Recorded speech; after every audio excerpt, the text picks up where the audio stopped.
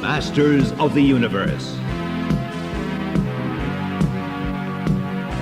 Skeletor's Ice Attack.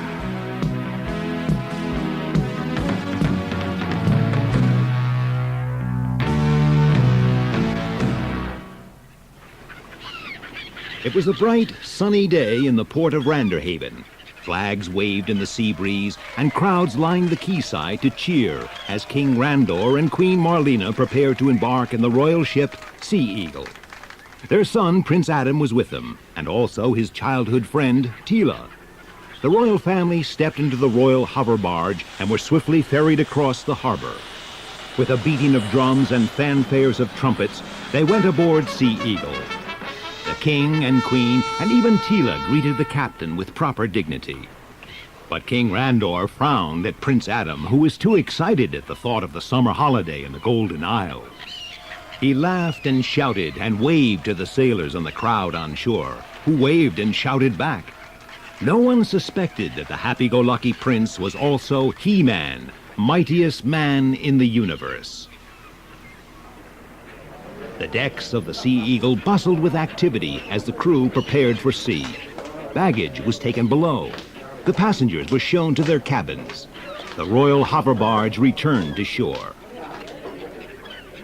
No one noticed a sinister shape lurking in the shadows close to the hull of Sea Eagle.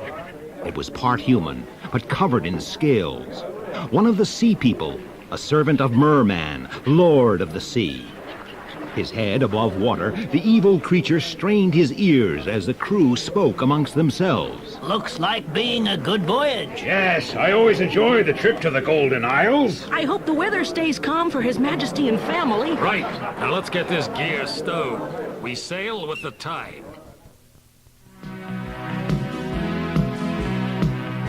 Even before Sea Eagle had weighed anchor, or before the officers on the bridge had set the electronic sail controls, the spy was already speeding underwater towards the caverns of the Sea People.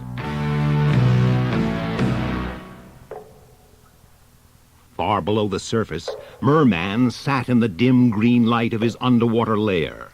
He wanted power, but to gain power, he needed to find favor with his master, Skeletor, Lord of Destruction. Suddenly, there was a commotion outside. Two guards came in, escorting a panting sea creature. He threw himself at Merman's feet. Master, He gasped. your enemies have set sail in a ship. Their course is towards the Golden Isles. Merman jumped to his feet. Alone on the sea. They are at my mercy. This must be reported to my lord Skeletor immediately.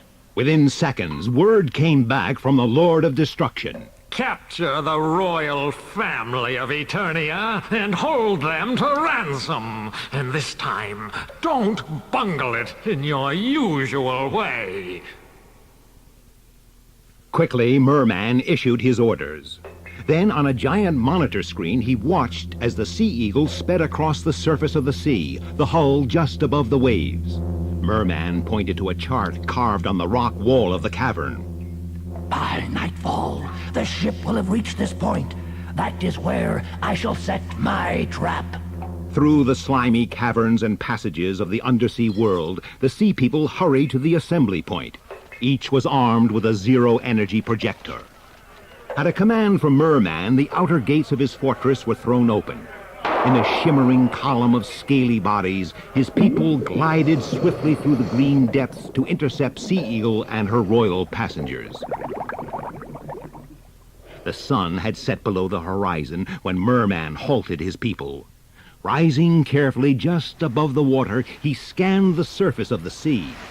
In the last of the light, he could just make out the gleam of sails as the royal ship sailed straight into Merman's trap.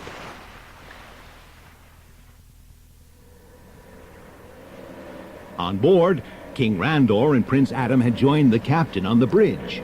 All was quiet. Lights flickered on the navigation panel. The wheel was on automatic pilot. Only occasionally an officer adjusted the sail controls as the wind changed slightly. The king and his son went to their cabins, and the great ship flew across the waves and into the gathering darkness.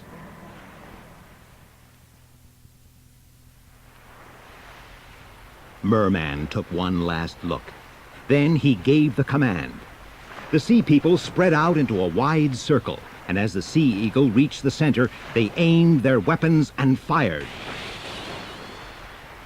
As the zero energy was released, the sea began to freeze. A thin film of ice formed around the ship. It grew thicker. It formed into hummocks and pinnacles. Soon the Sea Eagle was trapped in the middle of a giant ice floe. Merman dismissed his people, then waited to decide his next move. On the bridge of Sea Eagle, the instrument showed the speed of the ship rapidly dropping. The captain ordered powerful searchlights to be switched on. At first there was nothing to see. Then one of the sailors cried out, Captain, look at the sea! There's something happening to it! The waves had stopped moving. The sea is freezing, cried the captain. We must break out. Set more sail. But even as the controls were adjusted, the ice was growing thicker and piling up around the ship. Sea Eagle was trapped and helpless. The passengers and crew dressed in cold weather gear and examined the ice from the deck. We must try to blast our way out, said the captain. The ship's weapons were trained on the ice, but even after several minutes firing, they had no effect. When dawn came, the ship was held as firmly as before. In his cabin, Prince Adam was thinking about the situation. This is the work of Skeletor, or one of his evil band, he said to himself. It is time for the masters of the universe to take a hand. He pulled the sword of power from its hiding place among his clothes in a chest. Unsheathing the sword, he cried, By the power of Grayskull! And was instantly transformed into He-Man. Using the power of the blade, he sent out a powerful telesummons to man-at-arms back at Castle Grayskull to join him secretly in Talon Fighter. Then he made his way stealthily to the ship's chart room. There, after a quick search, he found the chart he was looking for. Then he hurried back to his cabin to study it and complete his plans. With the chart spread on the cabin table, He-Man worked out the position of Sea Eagle. Then, he thought, While the ship is trapped in the ice, we may be attacked at any time. There is only one way to melt an ice floe of this size. We must try to harness the power of Inferno Island. It is a long way off, but it is our only chance. Rolling up the chart and tucking it into it, He-Man slipped out of the cabin and up on deck. It was deserted as the passengers and crew stayed below decks out of the bitter cold from the ice. Taking a coil of rope, He-Man tied it to the ship's rail and climbed down it. The ice was piled in a great jumbled mass. After a few steps, He-Man was out of sight of the ship, but he hurried on until he came to the water's edge where the floe was flat and smooth. Even as he did so, the sword of power began to pulsate with light as it picked up a homing signal from Talon Fighter. Hidden among the ice hummocks, He-Man watched for the first sign of Talon Fighter.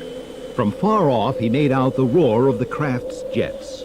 Then the sound stopped as Man-at-Arms cut the power and swooped down in a fast, silent glide close above the waves and hidden from the Sea Eagle by the ice. One quick burst of reverse thrust, and the sleek craft was down and sliding to a halt close to He-Man.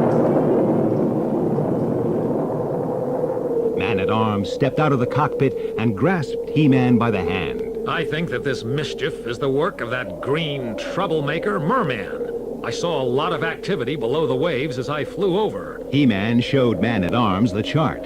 I don't know exactly what Merman is likely to be plotting, he said, but we have not a moment to lose.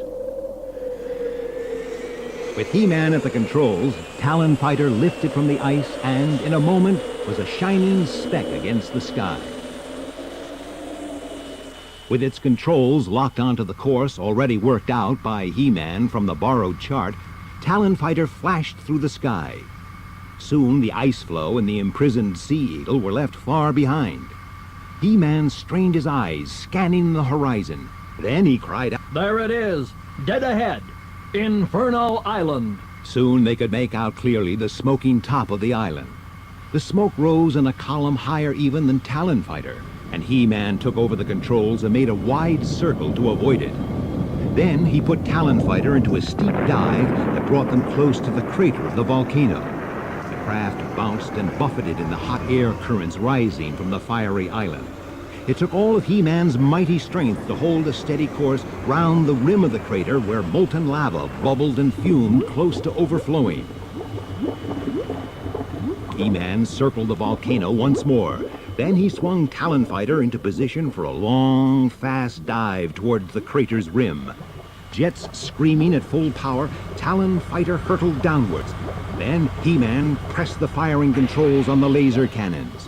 White-hot streaks of energy leapt from the muzzles and fragments of rock flew into the air. The rim of the crater crumbled and collapsed. As He-Man pulled his craft up and away in a tight turn, the whole side of the volcano collapsed.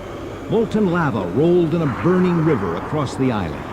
When it reached the sea, the water boiled with great clouds of steam. Swiftly, the boiling water moved out from the island.